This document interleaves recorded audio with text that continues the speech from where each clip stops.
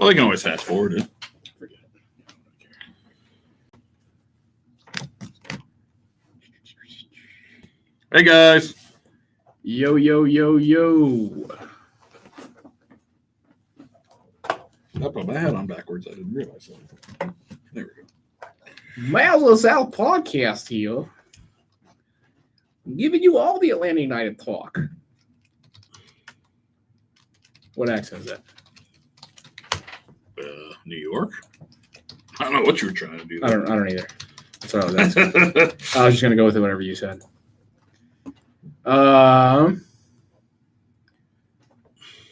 If you're watching now, let us know if we sound like Darth Vader, because I would appreciate some way of fixing that without having to reset everything and all that nonsense. Be just wonderful. Please just tell us we sound okay. Our voices aren't super deep or anything.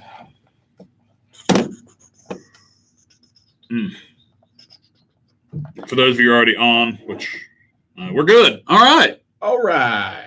Mourinho is available. No Josh. Josh still out. He'll be back next week. No semifinal match. Why can't I hear you? Why can't I hear anyone? Oh, maybe that's why. Lost the semifinal match in PKs. Yeah, he's got some other stuff to do today. He tells us he has other stuff to do. He might still be mourning. I still can't hear you. Why is it? Hold on. You crank up your knob. I think it might be.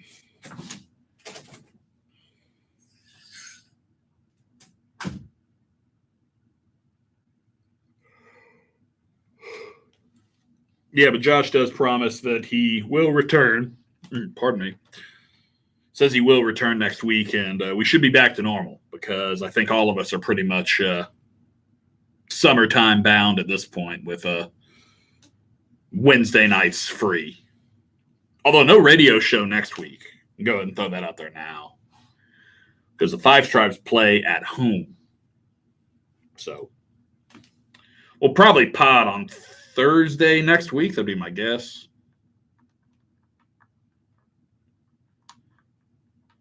But we'll find out.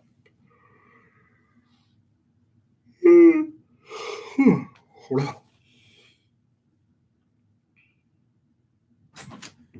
Did you use profanity at any point? No. Good, because you were on air. For like a split second, you were on air. Yeah, do we explain what happened to Josh? Yeah. Cool. I was also saying that no radio next week because of the game. I'll probably be here. You're going to do radio. So you're going to do 7 to 8 while the game's on. I'll see if I can get out of it, but we'll see. No, I mean, if you're doing it, I'll come. The show must go on, as they say. How do we do a show when there's a game on? That's going to be fun. I don't know. All right, we'll take suggestions for the next 3 minutes. What do you guys want us to talk about, hit on the show? We're going to go 30 minutes. 30 minutes. It's our time cap because he's still fighting the flu. I've been up for like 18 hours straight, so it's not a contagious thing, so you don't have to worry about it. I am a little worried, though. It's the stomach flu. I am a little worried. I would rather not have the bubble guts. Dude, you do not want it. I would rather not have to sleep next to a trash can.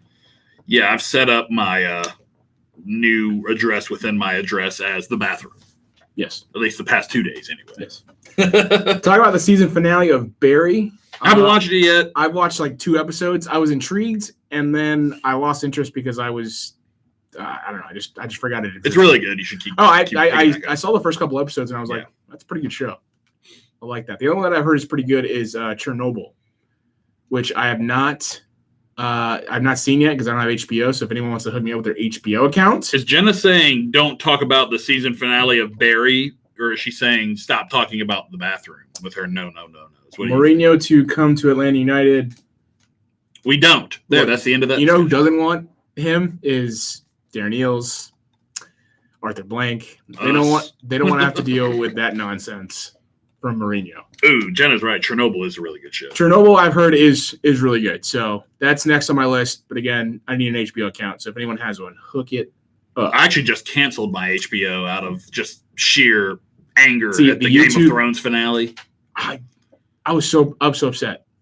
Who wasn't? I haven't seen one person be like, so many. Look, if you don't agree with Ben Shapiro on his politics, go listen to his rant on the Game of Thrones finale because it is absolutely 100% on point.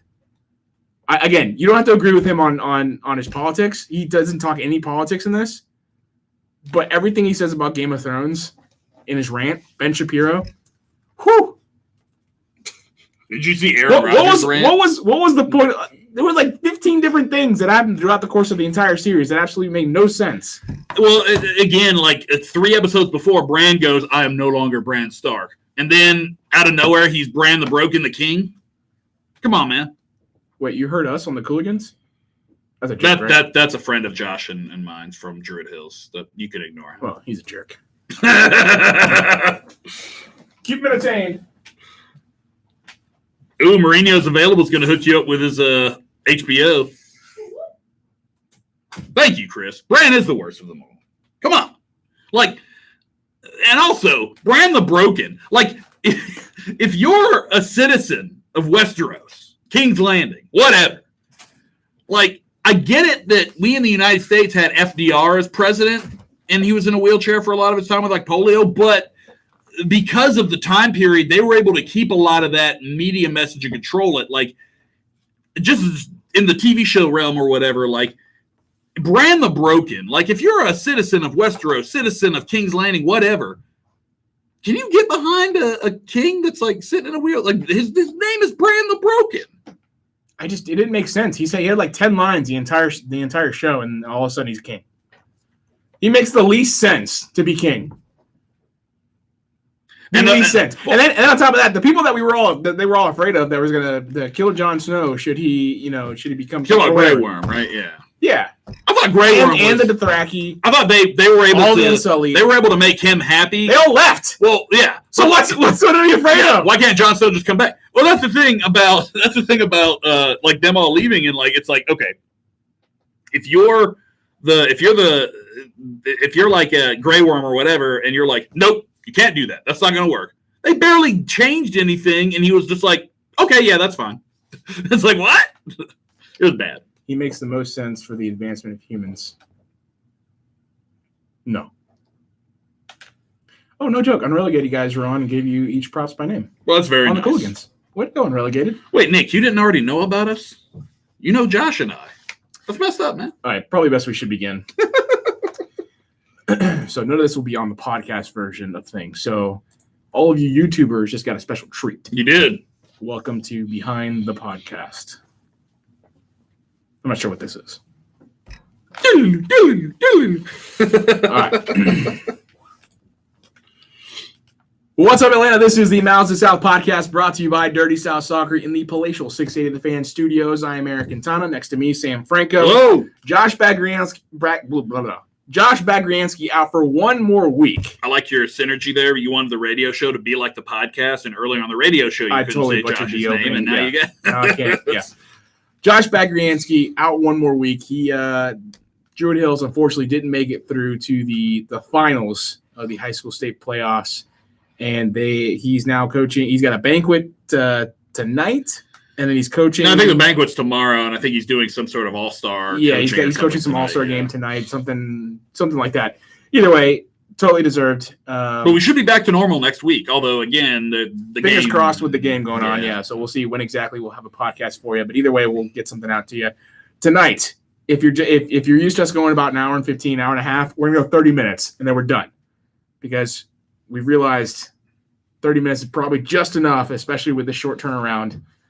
To where you guys aren't feeling bombarded. Well, it's just not. It's short enough to where it's not a ton of information that you can consume within a day or two.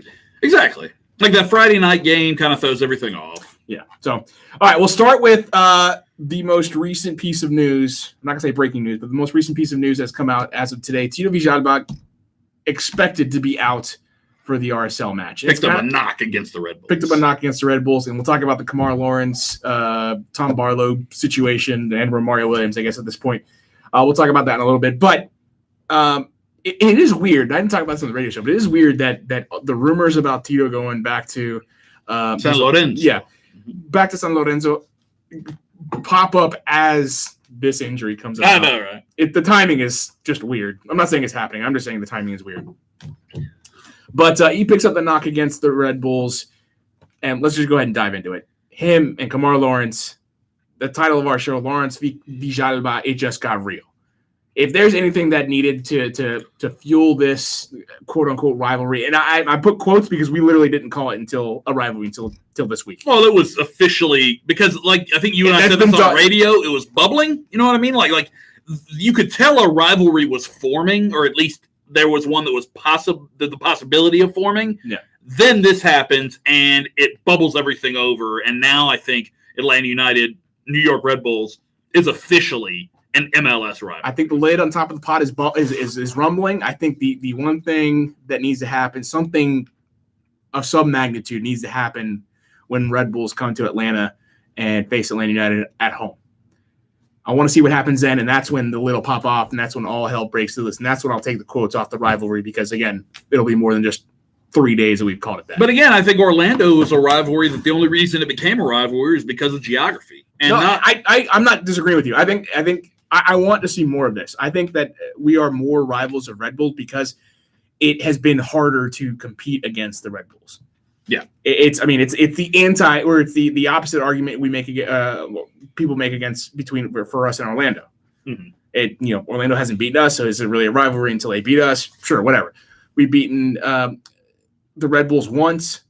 But it was the one that counted. And it was the only one that really counted. And you can really say we beat them twice if you consider the well, they beat them over the course of the tie. So it's you can say that we beat them in that sense too. So whatever. We held the trophy on their the Eastern Conference trophy on their turf, and that's really all that matters. That counts as 2, 3, 4, however many wins you want to count it for.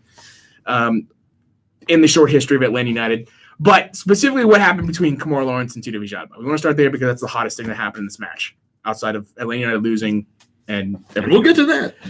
I don't find I'm because the tackle itself I thought was fine. Everything Kemar Lawrence did up until that point was perfectly legal in my eyes. Talking specifically about the last play of the match. It was probably a harsh call for a foul. I didn't see the foul. I watched the replay a couple times and I'm like, he just clears the ball. That's essentially all he does. Tito tries to buy the foul a little bit, given the situation they were in. A little bit of simulation, and try to put his team in a better position. I don't know. Like, I'm not convinced that was actually called a foul. I'm more convinced that might have been called the end of the game more than anything else. Now, I didn't see. I have to go back and watch the game and see what. Because again, I think the angle we got was of them. Because Atlanta didn't even get the free kick. Yeah, it was a close up. Yeah. From what I understand, it looks like it was supposed to be a free kick, and then the game was blown dead because of all the extracurriculars, which I'm actually cool with. Yeah, that's fine. At that point, it just ended. I don't like that they didn't get the shot, but if I'm in that situation, if the opposite is happening to Atlanta United, and all of a sudden things start boiling over, and you got chest bumps and people grabbing players across the chest and neck, and Tito could have ignored it. But at that point, I want the game to be called because it just imagine, and I would have been so happy. But imagine, objectively speaking, take a step back from the fandom that we all. Oh, if Atlanta United had scored? Had scored? Oh my gosh. The rubbing in the face, and then the extracurriculars after that would have just been even worse. It would have, but I'll say this. Atlanta United probably could have gotten the free kick off if Tito just ignores Kemar Lawrence. Tito getting involved in the extracurriculars probably causes the referee to be like, well, at this point, they don't even care anymore, so I'm just going to call again. I just think the game was over. Even with the foul call, sure, that it was past the past stoppage time, so he was just done. He was done with the game, and I think, and that's his prerogative as the official. Yeah, I don't think that the extracurriculars helped, but again, I'm on Tito's side here. I thought that Kemar Lawrence essentially barking over Tito while he's on the ground a little much. The taunting, the on-field taunting is where if it's not against Tito, I'm like, I want to see more of this. I still do kind of want to see more of this, just not happening to Atlanta United. I think general throughout the league, you want to see more fire, more passion, more aggressiveness. You want to see that kind of as a whole. I want to see more of that tension built between teams. I think MLS is a league that hasn't really been known for that. You look at some of the other leagues around the world, and it's way more prevalent, it seems like, than it is in MLS. So I totally agree with you. Yeah. I can't say for sure, and it would be a bad job for me to speculate where this injury might have happened. Again, it does seem strange that you hear the rumors coming out of San Lorenzo about Tito. Oh, and I just happened to pick up a knock. Yeah, I don't know how real those are to begin with, but whatever. I mean, when the window doesn't even open again. Yeah, Kamar Lawrence picks up an undisclosed fine for hands to the face. Yeah, I never saw that area, and I truly did not see that. I mean, again, I said this on the radio show. I'll say it again. It's very possible that the cameras didn't pick up something. Maybe. And I'm only using what MLS put on their the video that MLS put on their website. I didn't see enough to say for sure that there was contact to the head and neck area. I saw his hands in the general vicinity. Make a motion that might have brushed his head, but I never got the sense that Kamar Lawrence's hands impacted Tito's neck, face, anything like that. Yeah, maybe I'm wrong, got that either. But I would just like to see a better view of what happened. Tom Barlow, he was the one that was restraining Tito when things got even more heated. He picks up an undisclosed fine, and then Romario Williams also picked up an undisclosed fine for, I think, a push. And I think he was trying to get Tom Barlow off of or get him away from Tito Villalba. Tito just absolutely went nuts after that. And look, as much nonsense and as Kamar Lawrence was talking, I don't blame. Look, he's not wrong. We haven't beaten the Red Bulls when Kamar Lawrence is on the field. That's one of the ways that we were able to get past them in the Eastern Conference Finals last year. It leaves a bad taste in your mouth when you lose the way you lose in the moment you lost it. In the Eastern Conference Finals, losing the way you did, it's tough. It leaves a bad taste in your mouth, and you couldn't overcome it in the second leg. And Atlanta United holds up a trophy on your field. That sucks, especially after being Supporter Shield winners. You know, you watch the team that you triumphed over in the regular season, they're going to the MLS Cup final. That sucks. And so I'm sure it left a bad taste in Kamar Lawrence's mouth. I'm sure he was waiting for this moment. I'm sure that all that pent-up frustration boiled over, and that's what led to this thing after the match. I'm not mad at him for it. I want to see more, not necessarily two Atlanta United players, but I want to see more of this across the league. I did think it was a little much. But once he did it, I was like, all right, let's go. Let's see some fire. Well, especially like when Kamar Lawrence. I'm not talking about like fisticuffs. I'm not talking about throwing bows or anything like that. I'm talking about fire, passion. Exactly what happened on the field. I'm totally cool with everything that happened. It's like complacency is like the worst thing you can have. And so like if Tito had just kind of brushed it off as whatever, or like, you didn't have Romario coming in his defense or whatever. You like to see that too, by the way. I think I like what Romario did almost even more than what anybody else did, because again, coming to the aid of his helping your teammates. Being there for your teammates. I think that's something that is huge, and cause them to be a little lighter in the wallet. But whatever. Regardless, Atlanta United is still going to be missing. Looks like they'll be missing Tito Villalba. The good thing is about that is that spot, that position, is not a position where you're lacking for depth. There's a number of players that can fill that role. If not, you can even switch Gressel to you wouldn't even need to switch Gressel to the other side. But Dion Pereira can fill that role. If you want to give Carlton a shot, you can have him fill that role. You've got Justin Miram, who's, I'm sure, looking for a good bit of minutes. Miram hadn't even done anything really that much yet. Not yet, but this could be a good match for him to kind of show up and show us what he's got when it comes to being on the Atlanta United squad. So, I mean, this is not a position. That's not an issue where I really, against a team like RSL, I want him to be there. It's not the worst thing in the world, but I'm not happy that he's picked up this knock, that he's not going to be, because again, I would rather have him on the field than not. Absolutely. Assuming Barco's not there and assuming Gressel's not there. Barco not being there really opens up some stuff from Tito. I'd rather have Tito in that position than anyone else. Until Justin Miram can prove me wrong, and then I'm fully going to be on Justin Miram's bandwagon. But yeah, because we'll see when that happens. No, I don't hate Tito. I just don't know how everyone thinks he's God's gift to soccer. That's it. Well, no, I mean, I will agree that. If anything else, I'm just trying to balance out the expectations. Well, he's just endeared himself to. It's not so much that endearing yourself is one thing, but I don't even think he's that great of a player. I think he's probably better than some of the times that you've given him credit for. I think what happens is, like you talked about this with Joseph. It's like with Joseph scoring a lot of goals, we kind of forget about the chances he misses. I think with Tito Villalba, sometimes you're looking Yeah, when he scores a screamer against Orlando, then you're like, oh, he can mess up 50 times after this. Exactly. And no one's going to bat an eye because remember what he did against Orlando. Exactly. But I also think that he was put in a very unfair position early on by Frank DeBoer, who's like calling him out and saying that a guy who hasn't even started a game in God knows how long, Andrew Carlton, oh, yeah, he's better than him in tight spaces, which is just not true. I think it's factually accurate. But we don't have to dive into that one. No, that's fine. We'll save that debate for another day because we're not wasting time this evening.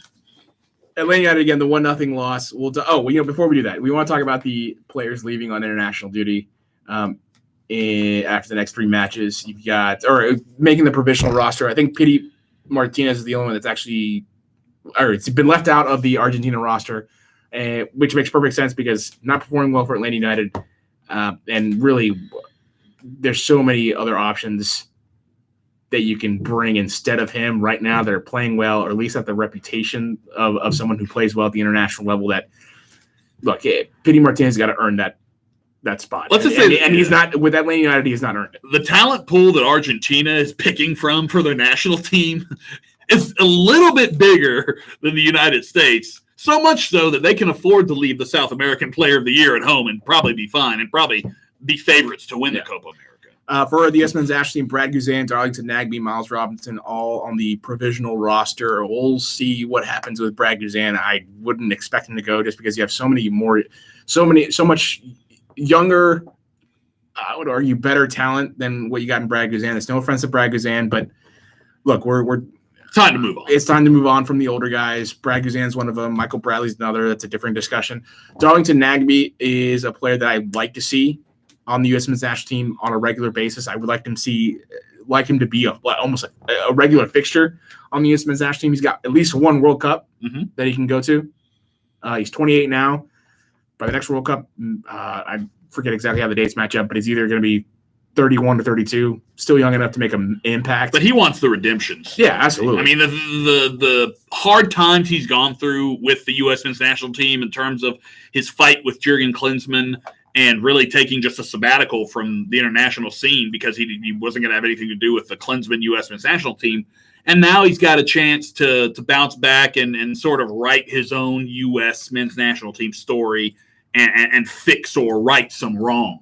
And I think that's big for him. Yeah, Berhalter knows his worth, so hopefully we see Nagbe get some much deserved time on the U.S. Men's National Team. Miles Robinson, another one where I fully expect him to make the 23-man roster to get some substantial playing time.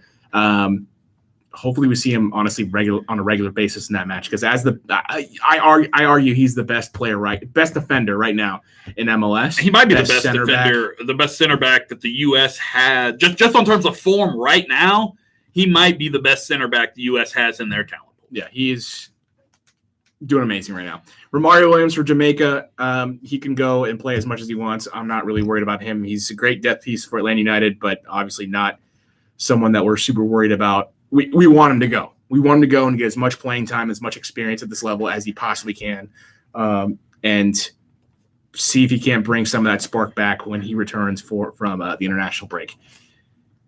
Let's talk about the match itself. 1-0 loss against the Red Bulls. 11 men up until the 35th minute, down to 10 men after that. Atlanta United can't find a goal, give up one to the Red Bulls. Tom Barlow, rookie center back from Royer on a great cross. Brad Guzan, maybe a misstep. Maybe you could have done better. I would argue it's a lot tougher than it looks. Yeah, on radio, it seemed like you were a little more in we can get into that one a little bit, but let's talk about Pity Martinez. Oh, okay, cool. Because I was going to say, that's what the YouTube commenters want us to talk about right now is Pity Martinez. Pity Martinez is, I think we've been bamboozled. I think you're starting to sound like I was sounding with Barco last year. You're not. Is it not fair to make that comparison because PT's older and more experienced? I think so. Look, when you're as young as Barco is, and you make a move like that for with all the expectations that's come at that young of an age, yeah, I would expect that. I understand what happened with Pity and taking a year to get used to playing with his new team. Well, plus the delay in him actually getting here or whatever with the elongated transfer of Almiron and all that you're a stuff. professional. You're a South American Player of the Year. You should be able to walk into MLS and, at the very least, make some kind of an impact. And I'm not saying he's been absolute trash this entire season. He scored a pretty nice goal. I grant him that. He deserves credit for the goal. But, man, it's starting to get to the point where I'm like, and I still think it's still a little early. I said I think we've been bamboozled. I'm not going to say for sure. But you're leaning towards the bamboozling. I'm definitely on that side of the aisle right now. I'm willing to walk back over, but I'm definitely on that side of the aisle.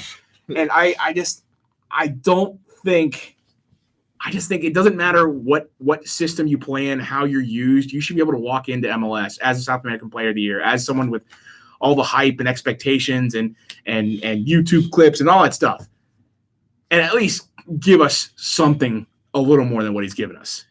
I think a lot of it has to do with the fact that he's coming into an entirely different system. I mean, there's not a whole lot of possession-based soccer team. That's not what they do in South America. I get that. But he's also not someone that's living off of his speed or living off of his breakaway ability or living off of his he's living. There are a few times in the Rebels, but he looked slow. Oh, I know. He's living off of the way he can pass, the way he can switch the field, the way his vision. He lives off that stuff. That's what I expected to see, and I don't even see that. Yeah, on the ball, he doesn't have breakaway speed. That's something that I think when you're just so used to seeing what Miguel Almiron does. I mean, there was one play I remember somebody tried to play a ball into space for Pitti against Red Bulls. I can't remember who it was. And he's trying to run onto the ball, and somebody came from behind, one of the Red Bulls defenders, and lapped him. I mean, it was absurd. And it's just I don't know if he's being tentative or that's just not, his thing, but it just on tape down at River Plate, he looked so much faster. I can't explain it. I really can't explain it. Because again, he looked great in the games that we watched before he came over to Atlanta United. Mm-hmm. He looks great on film, but I can't explain why it just doesn't fit the same way. The only difference is that I feel like he played more of a winger with River Plate. Now he's asked to be more of a number 10. If that's not the case, look, I'm still willing to give him time. I'm willing to give him into after the All-Star break. But at some point, you got to look at what you got and think, okay, well, maybe we should switch Barco and Pitti. Now, I know Barco's not here. Switch Barco and Pitti so that we can see what this looks like with Barco as the number 10, someone that can move a little quicker, maybe is not Almiron 2.0, but someone that can give you a fraction of what Almiron gave you in the sense of turning and going up the field. And getting on to loose balls, things like that. Yeah, stuff like that. I can't watch Pitti do it again. I can't. Well, he had it's almost been covered up by the 5 straight games that Atlanta United won. Mm-hmm. No, I agree. He gives in those moments he's given off the illusion that he's better than I guess he is, but he's just almost not doing enough. It's almost the same except everyone agrees with me now. It's almost the same stuff we saw with Tito, except Tito was a little more successful. Yeah, I could see, and a little more impactful in the way he was scoring goals. We just haven't seen that from Pitti yet. Well, Tito, I think, also such a great fit for Atlanta United style under Tata Martino, which is just run. It's just run at the other team, or that's what it became. It seemed like on a lot of the counterattacking style that Atlanta United executed last year. But I think now, when you're looking at a Tito Villalba and a Pitti Martinez, for that matter, I think they're both adapting and trying to figure out their ways in this offense. I am ready to see him take the next step because at some point, I really just don't want a Barco 2.0. And if it's Barco 2.0, then I don't know if that's on coaching. I don't know if that's on scouting. I mean, at what point do we look at Barco? And look, Barco still hasn't fully convinced me that he's fully here yet. Pitti definitely has not convinced me that he's fully here yet. Well, this is why it's a great thing for Atlanta United that Pitti isn't going to Copa America because big time. Atlanta United needs to stay here. He needs to stay within this system. He needs to learn how to be at his best within this system. He just needs some time off. Well, that too. More than anything. But I think the only way he can do any of that is to stay with Atlanta United as opposed to getting called up for Argentina, only playing sparingly and basically just sitting on the bench. Yeah. I hope he does nothing. Go relax on the beach. Go do whatever you want. I almost don't want him to think about soccer for a little bit. to see if maybe that snaps him out of it. That gives him the rest he needs. That does it for him because he needs something. He needs. I think he's putting too much pressure on himself because you can tell. But remember his background. It's not like the pressure the pressure shouldn't bother him. Well, I'm not saying it's bothering him, but when you put pressure on yourself, it's a lot different than external pressure because you see him getting frustrated a lot. You saw when he got subbed off a couple months back or a month back or whatever, and he's like slamming on the bench. He's very upset. I just think he's putting a lot of pressure on himself. He's going to be with Atlanta United unless Atlanta United finds a way to sell him to somebody at some point. I'm talking like much later down the road. But he's at the point now where he's with Atlanta United for a large portion of the rest of his career. Right now. It's like 6 months in to him being with Atlanta United, so it's super, super stupid to even consider that. But he's not doing himself any favors. All the discussion about him going to Europe and him wanting to have been kind of flirted with by European teams, that's so laughable at this point right now. Yeah. Because he's now has the reputation of someone that needs 1 full year to get going. And you shouldn't have to. If it even happens 1 year out, we know that, okay, at the very least, what I'm paying for is not 7 years or whatever he ends up getting sold, whatever, let's say 4 years. I'm really paying for 3 years because the first year he's not going to be able to figure it out. So you say the first year's a wash, so we just have to accept that. Which, I mean, how much would you be willing to spend on a player like that if that's the case? Not much. Right? Marco, you can excuse because he's young. You can explain away what happened with Barco year one because of all the issues off the field, because of the transfer itself, because of the environment, everything. Romantic overtures. You can explain that all away. Pity, I can't do that. As a South American player of the year, you should be able to walk into MLS, walk into a team like Atlanta United, specifically Atlanta United and MLS, and give me some. I'm not saying he needs to be an all-star right away, but give me more of an impact than what you're giving me right now. Against a team, you were brought in, essentially designed. You were brought in to figure things out against a team like the Red Bulls. Oh, he's a player too. As a team a bunkering team. A bunkering team, I should say, not a team like the Red Bulls. But they don't usually bunker. But no, you're totally right. He was a player that was brought in to try to fix Atlanta United's difficulties in breaking down bunkering teams. It did take Pity a year to get going at River Plate, but this is not River Plate. This is not Argentina. This is not River Plate. The pressure is not nearly as high. Even with Atlanta United, not nearly as high. You're saying the pressure down there is more. Oh, yeah. Okay, good. I thought you were going the other way around. I'm like, the competition is not the same. You're saying that if an Orlando bus was like rolling through the streets, we wouldn't throw like tear gas bombs at it? That would definitely not happen. I can't look. That's Pity taking a year, River. That's something that I could see happening. But to me, it looks like a miss. Barco still has to convince me that it's not a miss. And I think that's the problem. Like you, me, Josh, anybody that covers this team, a lot of the times, like when we make these statements, you're totally right. You qualify it with "I think," because I've said this before. Like I think earlier this season, if things don't change, I think Frank de Boer was a bad hire. What happened? Things changed. He adapted his system a little bit to be a little bit more creative offensively. And that's what we saw in the 5-match winning streak with the shutouts. Atlanta United was doing a lot more. They were creating a lot more. They looked a lot better. And that was an adaptation of Frank de Boer's system. So that was something where I was jumping on him early on. He fixed it, and now I'm pretty happy with Frank de Boer right now. And I think Pity Martinez is the same way in terms of, yes, he's been playing poorly so far. He had a very bad game against the Red Bulls. But he's going to have a huge opportunity when Copa America rolls around and when the Gold Cup rolls around to put his stamp on things and to kind of be a focal point for this team. I would like to see more out of him in this middle of the field, right at top of the final third, where he seems to get stuck, where he doesn't know what pass to make, where he doesn't know where to play the ball. That was Barco a lot last year. I understand. And Barco, like as good as he's been this year, it's about the long-term consistency of how he plays and against the different kind of teams. He's definitely been better. I don't want to write off Barco like he's automatically a miss, but he's still got to prove to me specifically. I know most of the fans are like, oh yeah, Barco's here. Me specifically, he's still got to prove to me that he has this long term. We'll see what happens at U20s. Mm-hmm. We'll see what happens when he gets back. So it's like 100% sold on Barco yet because he's only been doing it for a short. I'm like 60%, 70% sold on Barco because again, it's just been a few matches where he's been playing excellent. And I'm like, all right, cool. I like what I'm saying. Of course. I need a consistency.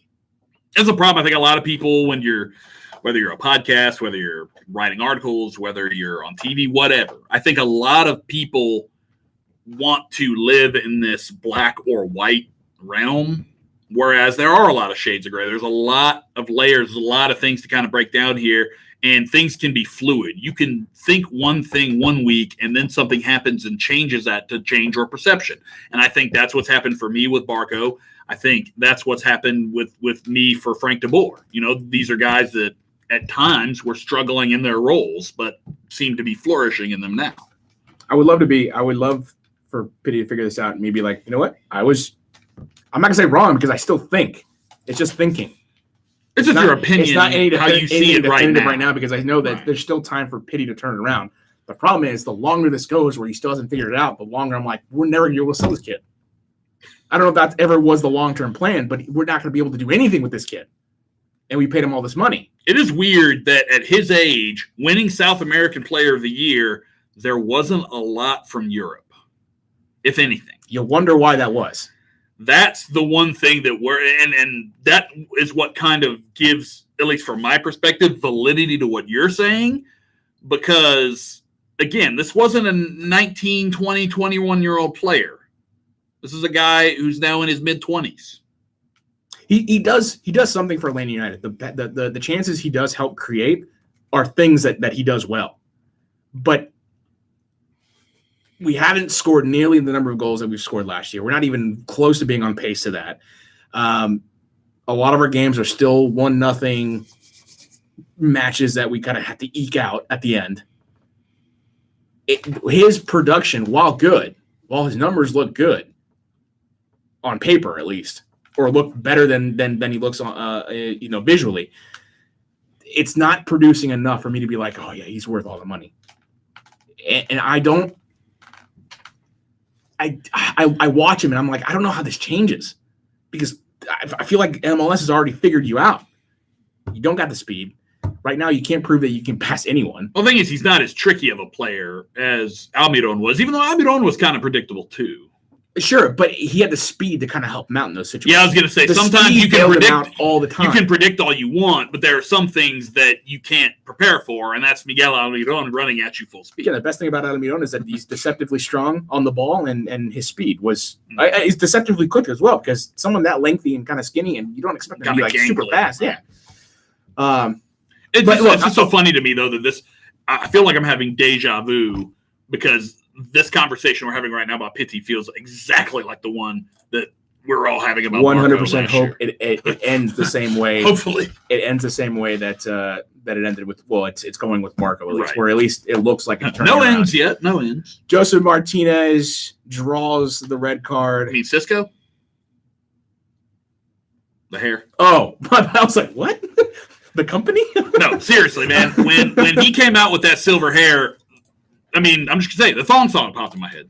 Yeah, now that you mentioned it, I'm like, oh, I fully see Cisco now. See, thank you. He looked just like Cisco. He draws the foul on Tim Parker that reduces Red Bulls to 10 men. What'd you think of the foul? I thought extremely soft. I mean, letter of the law, sure, absolutely, 100%. He denied an obvious goal-scoring opportunity because he impeded Joseph's progress. I mean, if you're going by textbook definition of Dogzo, that was it. And therefore, he deserved it. Fully agree. I would almost agree. I would almost argue that by allowing advantage, by allowing play to continue, by playing advantage, you're actually doing a favor to. Well, Joseph may score and Parker stays on the field. Yeah, then that becomes maybe not even a card because you obviously didn't deny the goal scoring opportunity because he scored. Yeah, you can't go Dogzo if the person ends up scoring. So it was interesting. It was. Again, I watched and I was like, oh, wow, I would be so mad. It was soft. I would be so mad if I was a Red Bulls fan. But, letter of the law, you're right. And it ended up working out better for them because, in all honesty, them bunkering and playing with everybody behind the ball and just looking for their chances like they did, that might have been the play against Atlanta United because if they hadn't have gone down to 10 men, the game might have stayed way more open. You would have had more opportunities for Tito, for Gressel, for Dion Pereira when he came in. Joseph would have been much more open up top.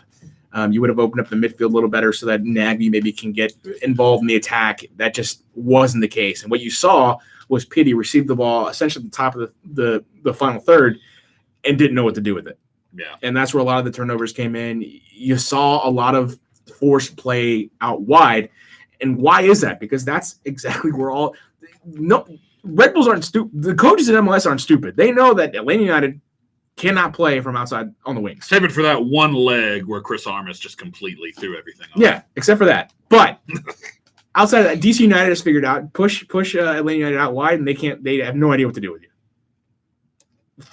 Put every defender centrally and force Atlanta United to go out wide, and Atlanta United has no idea what to do. And that is exactly what the Red Bulls did here. Well, they also are very, very ineffective crossing the ball into the box. So if you do force them out wide. Joseph is great in the air, but he's great when he's not surrounded by a bunch of other. Right. He can jump higher than all of them.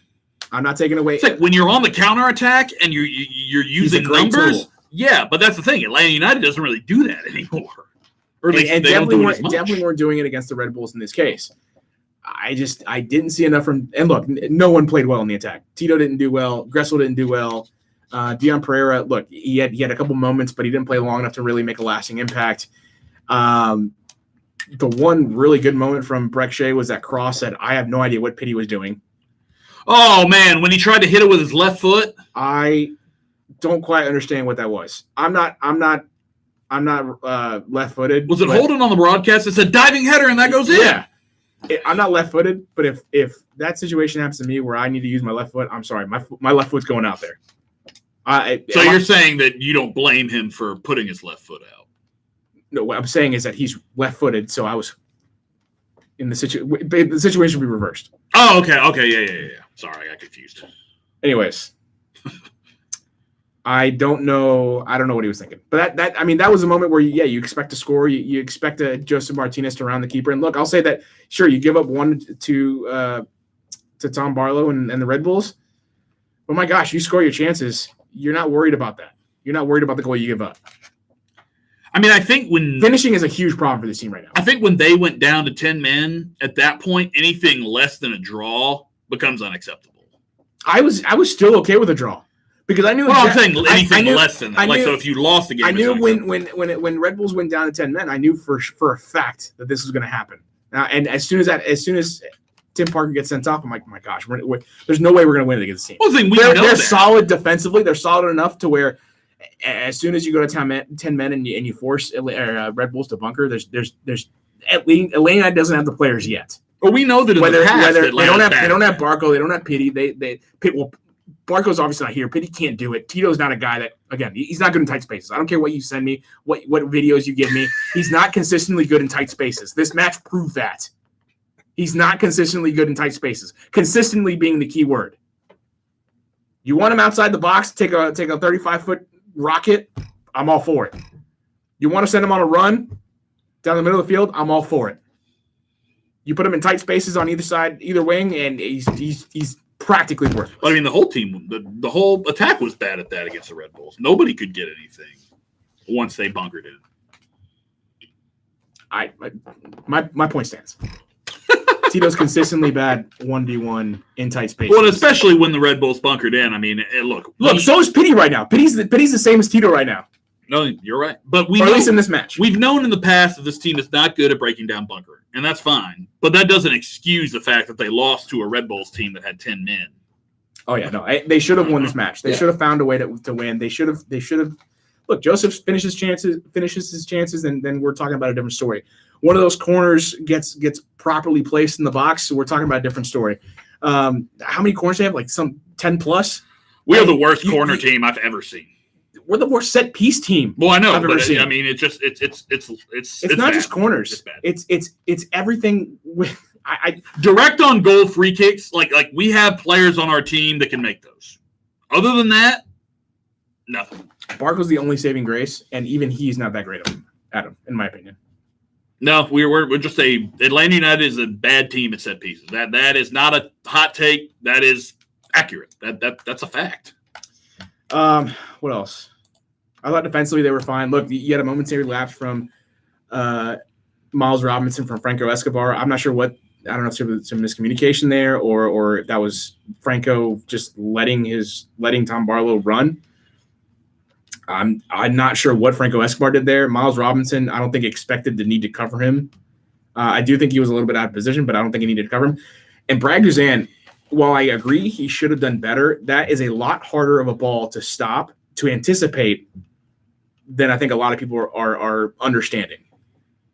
I've seen other goalkeepers out there talk about how it should have been done better. How when you come out, you got to come out all the way. There's no hesitation, all that stuff. I 100% agree with the statements. It didn't seem like he was committed. However, he was not. He was shifting over from one end of the goal to the other. He had to, and that ball, he's not anticipating that ball to drop in front of him. He's anticipating that ball upper 90 to his right, to his left. He's not anticipating coming right at him. He's not anticipating that ball to land in front of him and dribble past him. That moment where it looks like he like freezes, that's that, oh, this is not what I was expecting at all. Mm-hmm. This was like the 1% thing I thought might happen in the situation, and that's where Tom Barlow just happens. I mean, Tom Barlow, all he does is throws his head out there. The ball happens to hit his head. He got a head and it dribbled. And look, all credit to Tom Barlow for putting himself in that position to make the goal. I'm not discrediting or lessening what he did. He had to be there, and he had to make the move. He had to make the athletic play. But to absolutely crap on Guzan and go where's Alec Can? All that's nonsense. That's going a little too far. That's a lot. That's a much harder ball to anticipate, given the way and how it bounced and where it bounced, than I think a lot of people understand. Now, once it did bounce and once he realized where it was going, he probably could have done a better job. At least attempted to make it look like he was putting forth more of an effort to swat that ball out of the net. Yeah, and I think that's what probably leads a lot of people with it. It didn't look I agree. It looks bad, but it's a lot harder of a ball to judge. I think he would tell you the same thing. I think you can feel like he should have done better, but you can also feel like he should not be replaced by Alec Can. How about that? Yeah. I would agree with you. Last couple matches, though, his distribution has been great. I'm not really worried about that aspect of it. He has had – look, I look at this Atlanta United team, and I don't expect him to give up one, but I bank on Atlanta United scoring at least one so that they can give himself that cushion. Because there's always – look, as well as they played defensively thus far, that is not going to last, I don't think. I don't think this is going to be the best defending team, the least amount of goals conceded team in MLS this season. So I bank on Atlanta United needing to score at least one to come away. Well, obviously one to come away with 3 points, but the more cushion they give himself, the better. But I mean, they've scored. But that's not just a product of Brad Guzan. Haven't they scored fewer goals as a team though than Carlos Vela? Individually, so. I think he scored 13. So maybe you shouldn't be banking on them to score a goal. Maybe I shouldn't, but the problem is I can't bank them on stopping everything either. His last 5 matches. Well, 6 matches now. That we had there was a 5-match clean sheet streak. Yeah, that was great. I don't see that happening again. Probably not. That was one of those that was probably an anomaly more than anything. Right. I credit to Guzan, credit to the back line, credit to how this team played defensively, but I just don't see that happening again. I just can't the thought of replacing Brad Guzan because of that, I'm not with you on that one. Because if you score on your because if you finish your chances, we're not having this discussion. We talk about how that didn't look great for Brad, but we're not also crapping on him for it's still a tough position to be in. Given how that ball bounced. People like to find a place to blame, man. You lose the game. Somebody's got to get blamed for it. What else is there? I mean, Joseph misses more shots that he should have easily put in. We can go back to that one. We're getting over your 30-minute time limit. I know. We got to cover everything, man. Oh, of course. I'm right there with you. I think more than anything, though, when you look at getting ready for the next game, it's A, you have to have such a short-term memory. I mean, you got to put this completely behind you. And B, RSL,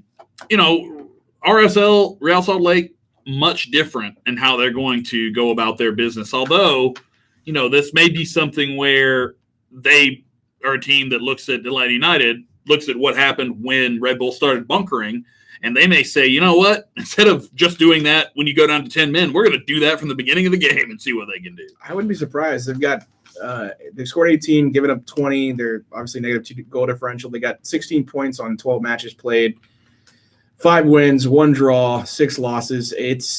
They're barely holding on to a playoff spot right now. I'm super early. I don't even know why I say it like that, but barely holding off to a playoff spot. And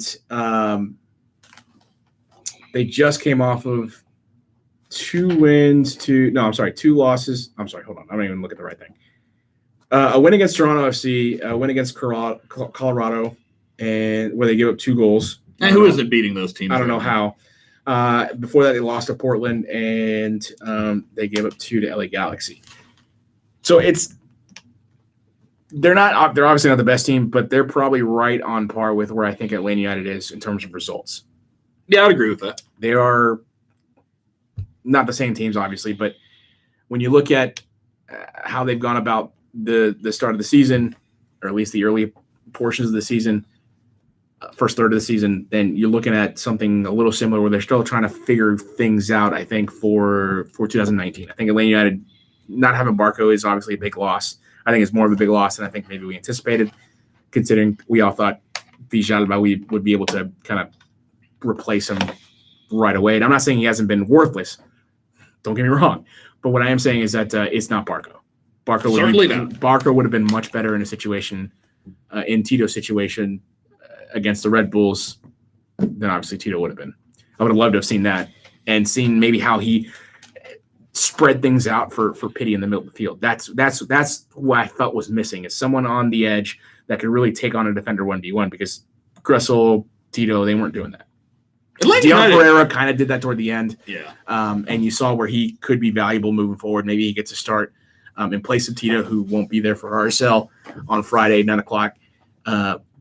But we'll see how that works out. You could also put in Justin Miram. Joseph, you expect to play. Pity, you expect to play.